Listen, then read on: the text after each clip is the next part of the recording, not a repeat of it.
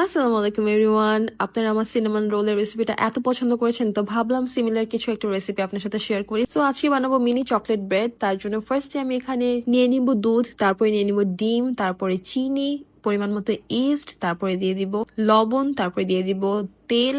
আমি এগুলো সবকিছুর পরিমাণ ডেসক্রিপশনে দিয়ে দিব, কাইন্ডলি ডেসক্রিপশন থেকে আপনারা একটু দেখে নেবেন। সো সবকিছু আমি এখন একটু ভালো করে মিক্স করে নিলাম। তারপর এখানে আমি অ্যাড করবো ভ্যানিলা এসেন্স আর অ্যাড করবো সামান্য পরিমাণে বেকিং সোডা। সো এখানে আমি ডোটা বানানোর জন্য অলমোস্ট আমার 3.5 কাপের মতো ময়দা লাগবে। সো ফার্স্টে আমি একটু একটু করে মিক্স করছিলাম যাতে আমি একটু বেশিও না হয়ে যায় ময়দা।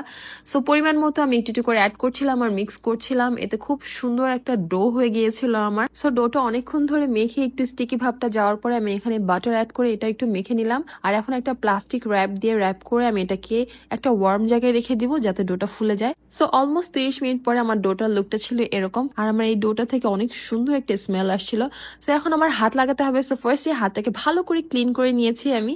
সো এটা হচ্ছে খুব কষ্টের পার্ট। এখন ভালো করে এটাকে বারবার করে মেখে মেখে আরো একটু সফট করে নিতে হবে। সো যেহেতু মিনি চকলেট ব্রেড রোল বানাবো, সেখানে আমি চকলেট নিয়ে নিয়েছি আর নিয়ে নিয়েছি নিউট্রেলা স্প্রেড। সো চকলেট কাট করার সময় দুই একটা তো মুখে দেওয়াই যায়, তাই না?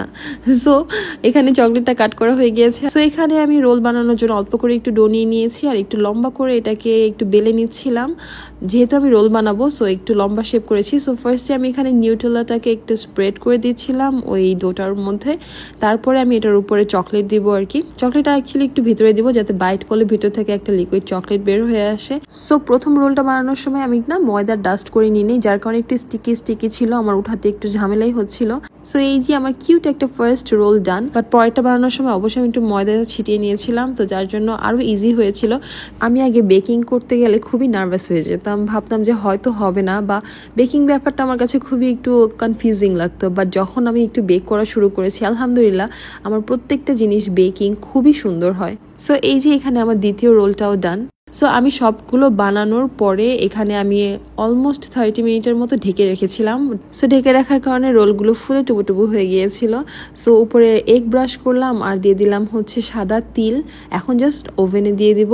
সো প্রিহিট ওভেনে আমি 180 ডিগ্রিতে অলমোস্ট আর কি 10 থেকে 15 মিনিটের মতো দিয়েছিলাম আই গেস, মানে আনটিল এটা উপর থেকে ব্রাউন একটা কালার চলে আসে। সো তারপরে বের করে নিলাম। সো এই হচ্ছে আমার গরম গরম মিনি চকলেট ব্রেড রোল। এটা যে এতটা পারফেক্ট হয়েছিল, আমি তো ডিসাইড করেছি নেক্সট টাইম থেকে আমি কখনোই আর দোকান থেকে ব্রেড কিনে খাবো না অ্যাটলিস্ট।